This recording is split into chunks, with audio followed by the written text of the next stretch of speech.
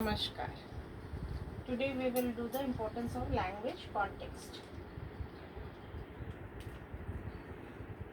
Contextualizing early on in a lesson through the use of situations, topics, images, and talking point creates a frame of reference for students to refer to uh, when any new context comes at them.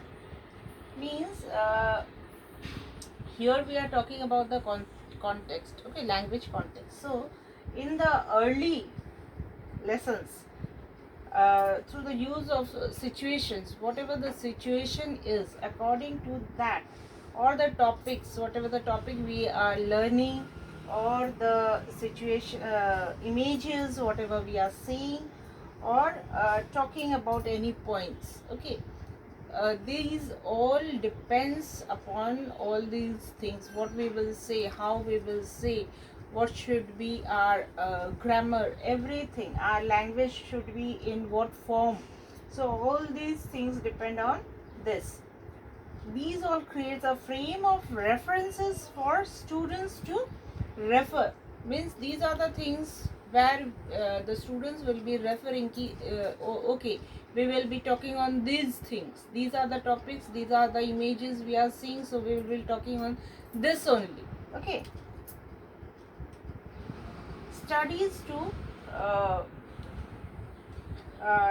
neuro-linguistic shows us that setting a context effectively activates area of the brain which relate to learners' experience in relevant areas known as schema.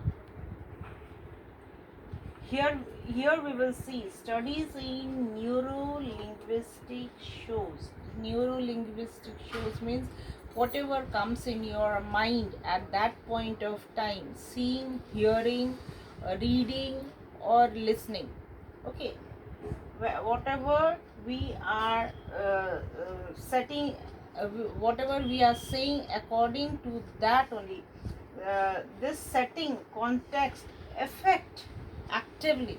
Suppose I am showing you a cup, instantly you are seeing a cup, so you will be thinking what to do with the cup, why ma'am is showing this cup. So instantly some questions comes to mind. Or suppose I have taken a cup full of tea, so what will your assumption will be? Ma'am has taken a cup of tea in the class, so she will be taking tea while she is teaching. So these type of things means when you are seeing an image, certainly some questions, some sentences framed in your mind, okay. And this is learners' experience. Through experience they are saying, because they have seen when you are taking a cup of tea in your hand, means you are going to have it, you are going to drink it. So it is their experience, and relevant to that experience they say these words, these sentences, and that is what we call as schema. If activated before new language is presented, a learner's schemata does variable preparations work, acting as a landing pad for new language and allowing it to join other related forms in both short and long term memory. Right now I said your sentence, okay. This sentence is according to the assumption or the seeing of the image. At this is what is said here. It is activating your mind, okay. It is framing a sentence in your mind, what to say, and thinking, yes, this can be the sentence or this can be the questions, like this, okay.